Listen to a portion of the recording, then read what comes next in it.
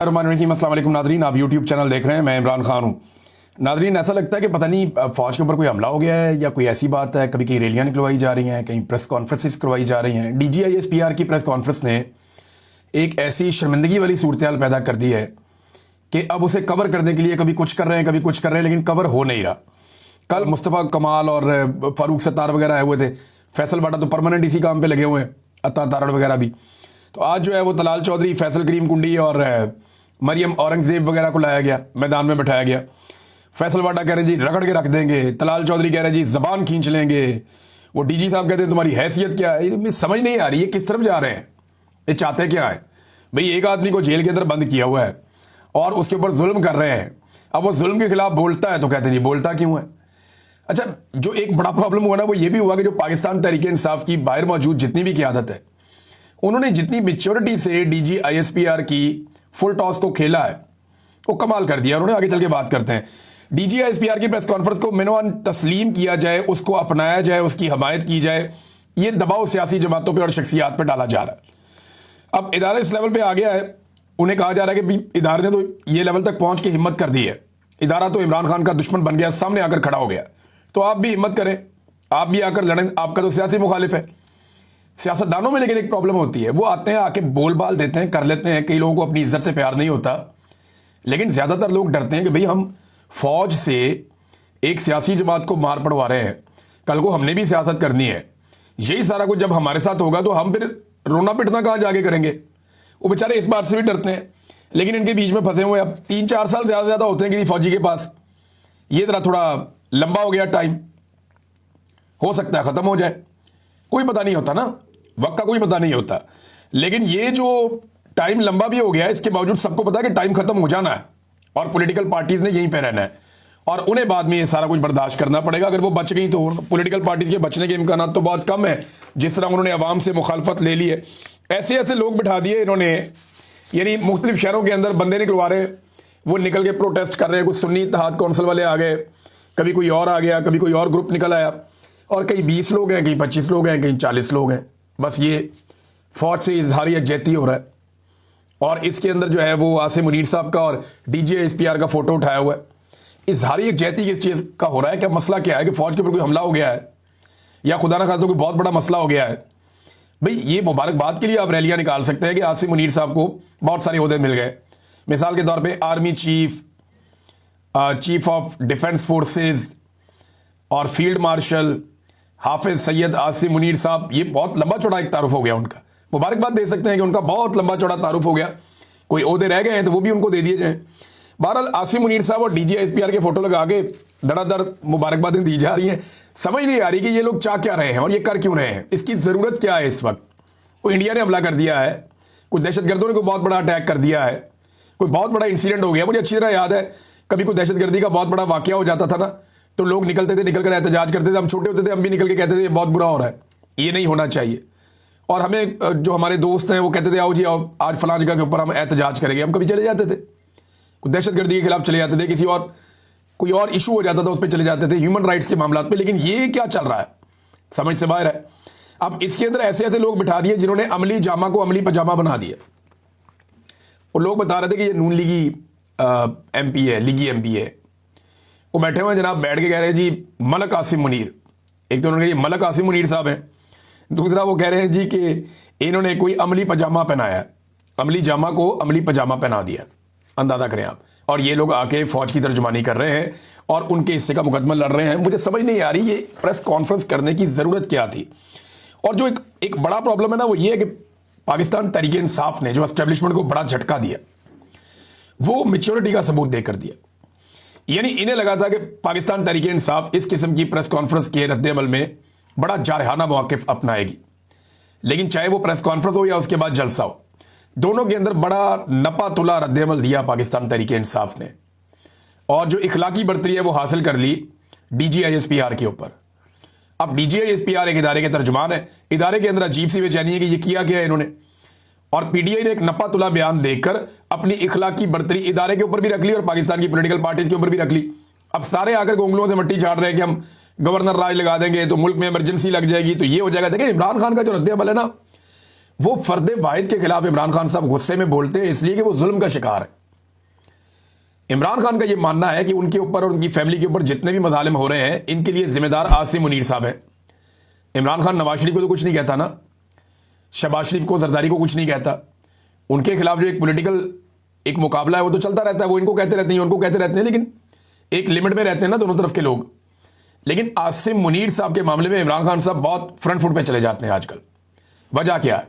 उन्हें लगता है कि उनके साथ और उनकी फैमिली के साथ जो कुछ भी हो रहा है, बल्कि वो ये दावा करते हैं कि ये आसिम मुनीर साहब कर रहे हैं, वो इसके पीछे हैं। और DGI-SPR ने उनके मौक़िफ़ के ऊपर आके मोहर लगा दी कि जनाब इमरान खान साहब जो कह रहे थे वो ठीक कह रहे थे। एक चीज जो है ना, ज़हनी मरीज का जुमला, ये इंतहाई नागवार जुमला, ये दोनों तरफ से जो भी इस्तेमाल करे है तो नागवार। लेकिन आसिम मुनीर साहब के लिए एक बहुत बड़ा पंगा है इसमें। मैं आपको बताता हूं कैसे।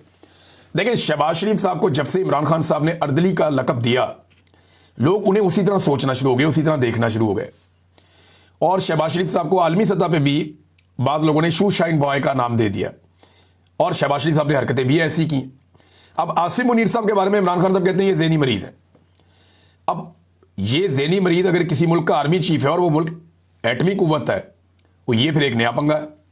अब इमरान खान साहब ने तो कह दिया, उन्होंने कहा जो उनके ऊपर जुल्म हो रहा है, उनकी पार्टी के ऊपर जो जुल्म हो रहा है, जिस किस्म का वो तशद्दुद का सामना कर रहे हैं, जिस किस्म के हालात में उनको डाल दिया गया है, और पाकिस्तान नीचे से नीचे जा रहा है, वो उस तनाजुर में ज़हनी मरीज कह रहे हैं। लेकिन यहां पे एटम बम का कंट्रोल भी उन्हीं के पास है, आसिम मुनीर साहब के पास। तो ये काबिल कबूल नहीं हो सकता ना, ये बड़ा प्रॉब्लम क्रिएट हो जाएगा। तो ये बड़ा नागवार गुजरता है जुमला। और फिर इमरान खान साहब को वापस जब ये कहा गया DGI-SPR की जानिब से साइकोपैथ या ज़हनी मरीज, और DGI-SPR ने अपनी प्रेस कॉन्फ्रेंस में आंख मारते हुए ये कहा, वैसे ये जेब तो नहीं देता, यूनिफॉर्म पहन के आप आंख मारें, एक खातून सहाफ़ी आपको सवाल करें और आप आंख मार के उसका जवाब दें, बड़ा नामुनासिब है। मैं कोई ऐसी मायूब बात नहीं कर रहा, लेकिन ये तर्ज अमल नामुनासिब, बॉडी लैंग्वेज होनी नहीं चाहिए एक यूनिफॉर्म्ड ऑफिसर की। शहबाज शरीफ ने जब आंख मारी थी, अजीब सा मुंह बनाया था। जब ट्रंप ने कहा था आओ ना, वो जो अंदर तारीफें कर रहे थे, अंदर बंद कमरे में जो तारीफें कर रहे थे, जो अंदर मेरी गेम उठा रहे थे, वो इधर उठाओ सबके सामने। तो शहबाज शरीफ साहब आंख मारते हुए फटाफट आए और शू शाइन बॉय बन गए। फटाफट शहबाज शरीफ साहब ने तारीफों के पुल बांधे, फिर वापस निकल गए। अब उन्होंने भी एक इस तरह का मुंह बना के आंख नीचे की थी, ऐसे ही DGI-SPR ने तो बाकायदा आंख मार दी। अच्छा, मैंने जब पहले क्लिप देखा ना, मैं हैरान हो गया। मैंने कहा नहीं, इस लेवल तक नहीं जा सकते। फिर एक YouTube के ऊपर जाकर देखा, वो वहां पे भी इसी तरह आंख मारी हुई थी। वो एक दो जगह पे देखा तो हर जगह पे वो आंख मारी हुई है DGI-SPR ने। कितनी मायूब और कितनी बुरी बात है। ये बॉडी लैंग्वेज की बेसिक आइडियोलॉजी इनको पता होनी चाहिए। छोटी छोटी चीज़ों का आइडिया तो होना चाहिए ना। DGI-SPR है, आम आदमी तो नहीं है। पूरे इतने बड़े इदारे, वो पाकिस्तान का सबसे बड़ा इदारा है, उसको रिप्रेजेंट कर रहे हैं। बहरहाल, अब ये जो ज़हनी मरीज वाला मामला है, इमरान खान साहब को भी ज़हनी मरीज वापस कह दिया गया, उसकी वजह से ये इशू बहुत उठ गया पूरी दुनिया में। अच्छा, इमरान खान को तो ज़हनी मरीज आप साबित कर ही नहीं सकते। वो तो जेल के अंदर बैठा हुआ 2.5 साल से पूरे पाकिस्तान को घुमा रहा है, और आपकी सारी सियासत उसके इर्द गिर्द घूम रही है। वो आदमी ज़हनी मरीज कैसे हो सकता है? वो तो बलागज़हीन आदमी होगा जिसने सबको चक्कर दिया हुआ जेल के अंदर बैठ के, जो जेल के अंदर बैठ के अपनी पार्टी नहीं पूरे मुल्क के निज़ाम के फैसले कर रहा है, और आप उसके सामने मजबूर हैं। ये वो आदमी है जब पूरी दुनिया कोविड के अंदर, जब कोरोना वायरस आ गया था, पूरी दुनिया कोरोना के अंदर मार खा रही थी। पाकिस्तान की मिलिट्री एस्टेब्लिशमेंट सहाफियों को बुला बुला कर कह रही थी कि इमरान खान पे दबाव डालो, लॉकडाउन लगाए। अपोजिशन जमातों को एस्टेब्लिशमेंट कह रही थी कि इमरान खान पे तुम दबाव डालो, ये लॉकडाउन लगवाए, ये पाकिस्तान को मरवा देगा। लेकिन वो अकेला आदमी डट गया था। उसकी जहानत का आप यहां से अंदाजा करें कि पूरी दुनिया ने तारीफ की कि दुनिया में अगर कोई मुमालिक टॉप के ऊपर निमट सके कोरोना वायरस से, जिनकी हिकमत अमली सबसे बेहतर थी, तो उनमें एक इमरान खान था। ज़हीन तो वो उतना है, और इसकी जहानत के बारे में बहुत सारे लोग बहुत सारी बातें बाजी में कर चुके हैं। नाज़रीन, DGI-SPR ने शेख मुजीब को गद्दार कहा था। हालांकि गद्दार तो याया खान था, ये मैं तो बिल्कुल खुलकर कहूंगा। उसकी एक वजह है ना, याया खान की रंगीनियां किताबों के अंदर लिखी हैं, और आज तक कभी किसी ने डिनाई भी नहीं किया। हमारे जो मुजीबुर रहमान शामी साहब हैं, उन्होंने जो कुछ याया खान के बारे में बताया प्रोग्राम के अंदर टीवी के ऊपर, वो सुन लें आपके कानों से धुएं निकल जाएंगे। जितनी तारीख की किताबें वो बताती हैं, मुजीबुर रहमान कमीशन की रिपोर्ट पढ़ ले, वो ये बताती है कि याया खान ने जो तबाही फेरी, उसकी वजह से पाकिस्तान दो टुकड़े हुए। तो गद्दारी तो याया खान ने की ना, आइन से भी गद्दारी की, हलफ से भी गद्दारी की, अपने मुल्क से भी गद्दारी की, पाकिस्तान के 90,000 के करीब फौजी भी कैदी बनवा दिए, तारीख का बदतरीन सरेंडर भी करवा दिया। तो गद्दार तो जनरल याया था। अच्छा, जनरल मुजीब को अब DGISPR कह रहे हैं जी गद्दार है, मगर नवाज शरीफ का अभी एक क्लिप वायरल हो गया दोबारा, उसमें तो वो कह रहे हैं कि वो बहुत अच्छा आदमी था। एहसन इकबाल साहब कह रहे हैं कि वो तो फातिमा जना का पोलिंग एजेंट था या उनका कंपेन एजेंट था, उनके साथ था। जब उसने देखा कि इन्हें यहां इंसाफ नहीं मिल रहा कायद-ए-आज़म की बहन को, तो मेरे लोगों को क्या मिलेगा। तो एहसन इकबाल, ख्वाजा आसिफ, मोहम्मद नवाज शरीफ ये बार बार गवाहियां दे चुके हैं शेख मुजीब के हक में, और ये सारे आज इक़्तिदार में हैं। अब फैसल वाबदा जैसे लोग ये कहते हैं, या सुहेल बड़ाई साहब ने भी लिखा है कि एस्टेब्लिशमेंट के बाद सबूत आ गए हैं कि तहरीक इंसाफ जो है वो एस्टेब्लिशमेंट के या फौज के या मुल्क के खिलाफ है, लिहाजा अब उनको स्पेस नहीं दिया जाएगा। यार ये सबूत जो है ये नवाज शरीफ के खिलाफ भी थे, यही सबूत जरदारी के खिलाफ भी थे, यही सबूत बेनज़ीर के खिलाफ भी थे, यही सबूत बुगटी के खिलाफ भी थे, यही सबूत बाजा खान के खिलाफ भी थे, यही सबूत फातिमा जना के खिलाफ भी थे, यही सबूत जो है वो जुल्फ़िकार अली भुट्टो के खिलाफ भी थे। ये सबूत बड़े अरसे से हमने बहुत देखे हैं। ये सबूत दिखा दिखा के खबरें चलवा देते हैं और टाउट्स उठ के चला भी देते हैं, और बाद में पता चलता है जनाब गेम कोई और है, खेल ही कोई और है। फिर उन्हीं के साथ जाकर बैठ जाते हैं। जब आवाम का डंडा आएगा ना, प्रेशर आएगा, तो इन्हें अपने घुटनों पे बैठ के इमरान खान को सलाम करना पड़ेगा। ये मैं जानता हूं, और ये होगा इस मुल्क में इंशाअल्लाह। अल्लाह रब्बुल इज़्ज़त बहुत ताकतवर है, उसके सामने किसी की ताकत नहीं चलती। अगर अल्लाह ने इमरान खान को इज्जत दी है तो किसी वजह से दी है, ये बिला वजह नहीं है। फवाद चौधरी ने एक बड़ी अहम बात की। फवाद चौधरी साहब तनकीद का निशाना भी बनते रहते हैं लोगों की।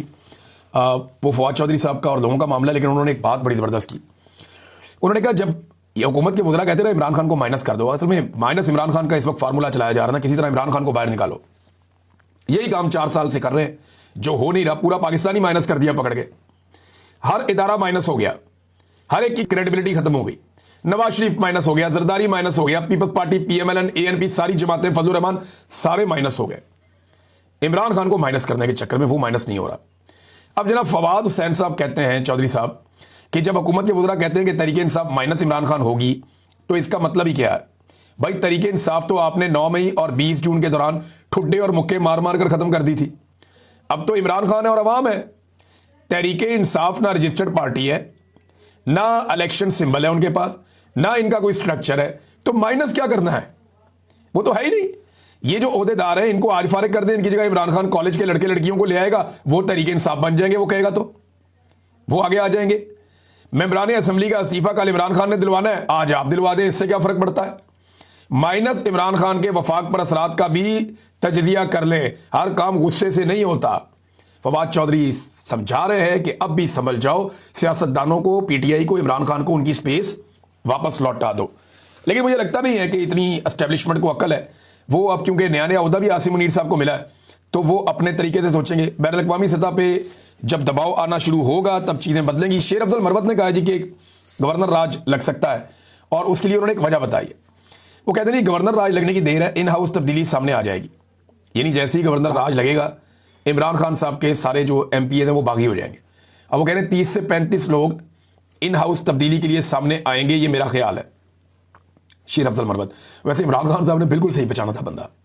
उस वक्त बहुत सारे लोग हमायत करते नहीं, शेर अफजल मरवत बहुत अच्छा बंदा है, अभी भी बहुत सारे लोग हमायत करते हैं। मैं खुद भी कहता रहा हूँ कि नहीं यार अच्छा आदमी है, लेकिन शेर अफजल मरवत ने साबित किया कि इमरान खान का विजन सबसे ज़्यादा है। इमरान खान ने शेर अफजल मरवत को सबसे पहले पहचाना और सबसे पहले बताया कि ए बंदा ठीक नहीं है। उसके बाद से शेर अफजल मरवत साहब ने हर रोज़ साबित किया कि इमरान खान को नुकसान पहुंचाने का वो कोई मौका जाने नहीं देंगे, ऐसा बज़ाहिर दिखाई देता है। नाज़रीन, यहाँ फैसल वाडा साहब का नाम नया रख दिया पाकिस्तान तहरीक इंसाफ के लोगों ने, जो नामुनासिब है। टॉमी उनका नाम रखा है फैसल वाडा का। PTI के लोग कह रहे हैं जी फैसल वाडा का नाम अब टॉमी है, क्योंकि फैसल वाडा ने खुद ही लोगों को ये नाम दिया। नामुनासिब है, अच्छी बात नहीं है, लेकिन PTI के लोगों ने बताया कि फैसल वाडा का नया नाम टॉमी है और ये नामुनासिब है, ये अच्छी बात नहीं है। लेकिन फैसल वाडा ने ये खेल खुद ही शुरू किया था, अब वो बेचारे खुद ही इसका शिकार भी हो रहे हैं। नाज़रीन, गुज़िश्ता साल की निस्बत, ये मैं 3 महीने की आपको रिपोर्ट बता रहा हूँ।